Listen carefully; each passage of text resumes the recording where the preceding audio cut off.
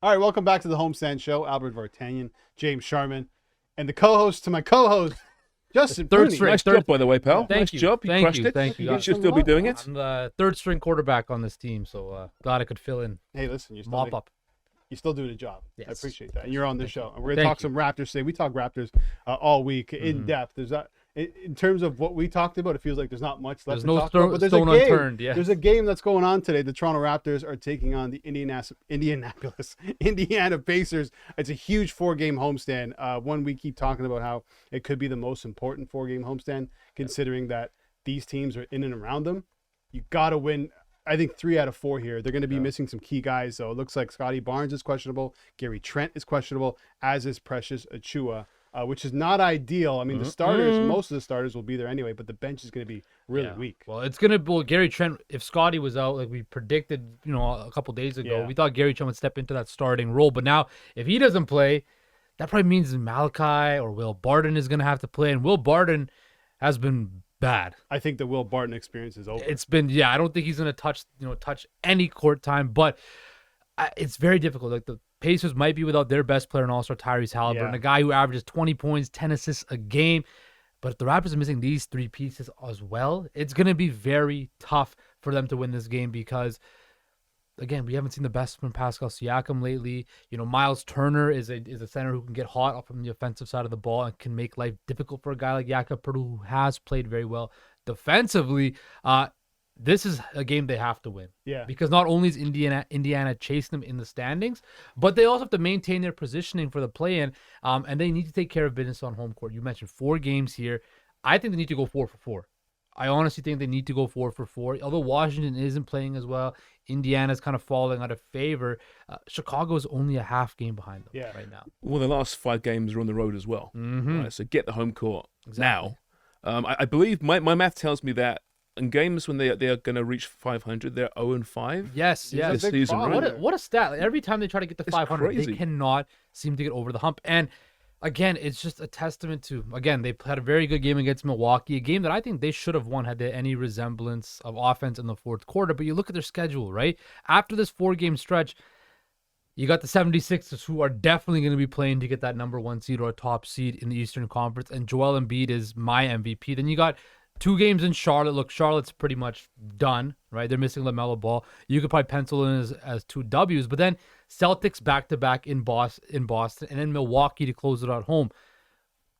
Again, they could mail it in, but also playoff seeding could be a massive factor come then. It's so huge. You have to take these home games and put them in the bank early because you never know, like you mentioned, James, what's going to happen in that final stretch of the season. Yeah, I mean, their home record, the last 10 games are 9-1 at home. And Freddie V had some interesting things to say, actually, about home court advantage for the Toronto Raptors.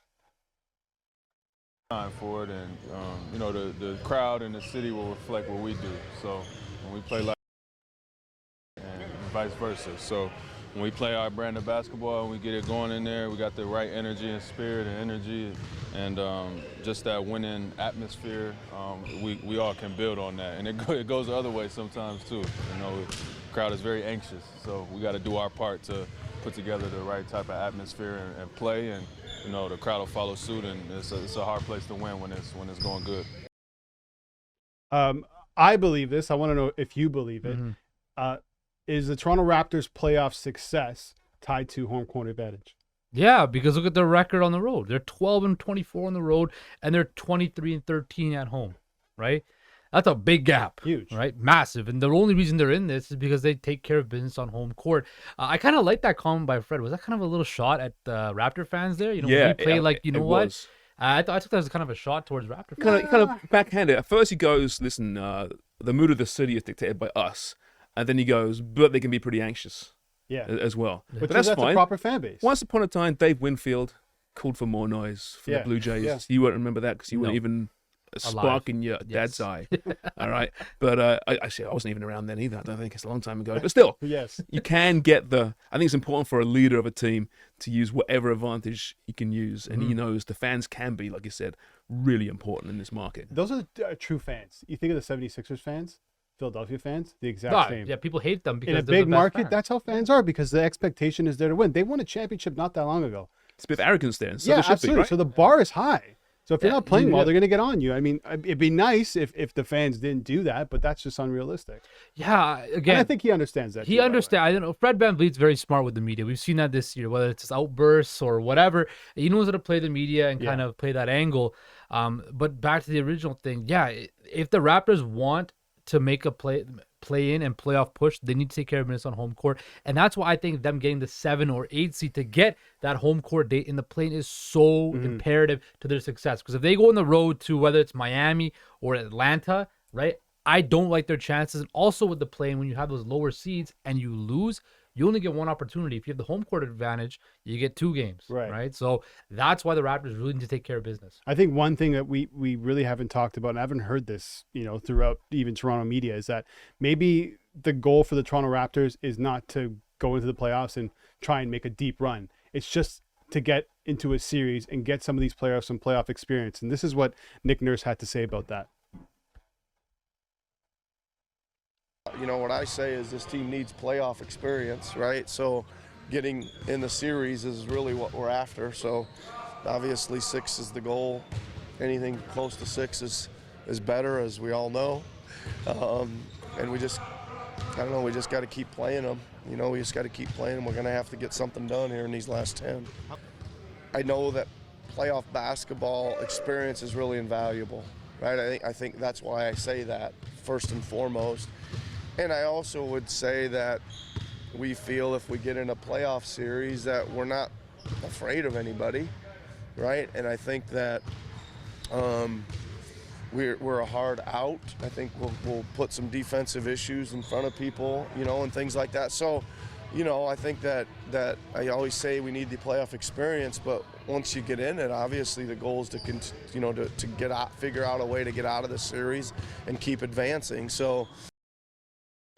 See, the second part of that is what he is supposed to say to appease the fan base and his masters, right? But the first part is the truth, right? It's about getting experience.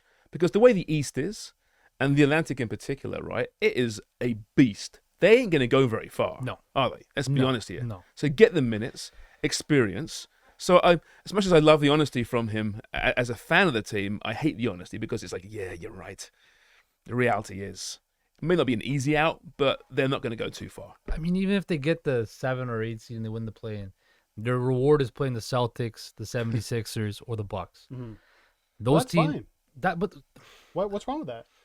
I don't agree with the playoff experience take though by him. Why? Because Siakam has playoff experience, Fred VanVleet has playoff experience, OG Anunoby's got playoff experience, Gary Trent has playoff experience, right? Scotty Barnes one championship. Yeah, but they still, they had those failures too, right? Before that, especially Siakam and VanVleet. I don't believe it. It's not like this team is super young, full of Scotty Barnes is really the only young player on this team, right? Everybody else has playoff experience. It's playoff experience together as a unit. I mean, who knows how many of those players are going to be remaining? But with that said, this is a position that they were put in by Masai Ujiri. So now what do you got to do when you're put in a certain situation? You got to make the best of that situation. I think that's how Nick Nurse has to see it. Yeah. And I think the fans completely understand what Nick Nurse is saying because the fans have been thinking the same thing. Listen, we're getting into the playoffs. Where are we going to go? Well, you were critical of the Pirtle trade when it was made, right? Originally. Yes. Now, as we get closer to the playoffs, the play-in, which is exciting, right? As a sports fan, you want to see that. Are you still critical of it? No, I have changed my stance on it because you see just his impact on the team, what that traditional center has done on the defensive end and the offensive end. The pick and rolls with Fred VanVleet, his ability to be that paint protector, that rim protector. That, again, that's a very good move they made. But the problem I have with it is this team needs first-round picks. They need that draft capital, right? And to give that away for a guy who you probably could have taken a decent run at in the summertime as a free agent, I would have held on to that pick and hedged my bets that you could re-sign him in free agency. But they didn't want to do that. They wanted to strike while the iron's hot, make a push for the play-in/playoffs this season, and they did. And look, Jakob Poeltl has impressed me ever since he got here. He's been playing great basketball, made himself a whole lot more money. The draft picks, was really what got to me. This is where I've changed as a sports fan over the years because I used to be very much in that same camp as you, right? Let's look to the future and the draft picks and the capital and it's also about the present, right? I want to see meaningful games in whatever sport, in this case basketball, right now. Now, don't mortgage the future. I'm not saying you do that, but at the same time, you're a Tottenham Hotspur fan. The things you do to see a big meaningful game Yeah. at Wembley, Yeah. way more important, You right? had to Than go there, we finished in the European spots. Yeah. You know, we didn't sell our top players. Yeah. No, you want success, and it's true. And I think Masai is in that same boat in terms of thinking. I think that's why I don't know for sure. I don't want to say he's against the rebuild, but it seems that way, right? I just think. But I understand how you can look at the Pirtle trade in two ways. One, it's like, oh wow, it actually worked out. We know they're 9-6 since he's come into the lineup. But then you can look at it as, well, maybe Masai set the team back by doing that. Again, I think it's sustainability. I think that's the biggest thing, like sustainable success, right? The Raptors right now, I don't know if they're built for sustainable success for years to come, right? And I think had they kept those draft picks, and again, you don't know if those draft picks are going to pan out, but it's basically a lottery ticket. It could pan out, it couldn't. Yeah. But at least you have that chance of, moving it for a more established player, or, it does pan out and you do get a guy, right? I was talking about this last week with Albert. What happens if that pick San Antonio gets turns into LeBron James' son, LeBron James Jr., right? But you can't think like that, Again. though. You can't think like that. When the time comes, and if it does happen, they'll be kicking themselves in the ass. Yeah, exactly. And it's a case of like retooling on the fly Yeah, as opposed to exactly. rebuilding, right? And no one likes a rebuild. No. When your team's awfully say that's not about give me a rebuild, but as someone that's gone through it with various teams as a fan, Yeah. it's no fun. Yeah, It gets and- old real quick. And I think everyone knows that this core of players aren't probably going to be all around together next season. So it's not about this core of players. It's about the following season. That's why the playoff experience comes in. Nobody wants to hear that. We want the Raptors to win. They're not going to win in the playoffs, but we'll see what's going to happen. Hopefully they win tonight so they get a play-in spot. Yada, yada, yada. Thank you so much, Justin problem. Pooni. Coming up after the break, Chris Johnson coming up from North Star Best to talk about the Leafs and what the hell happened in Long Island.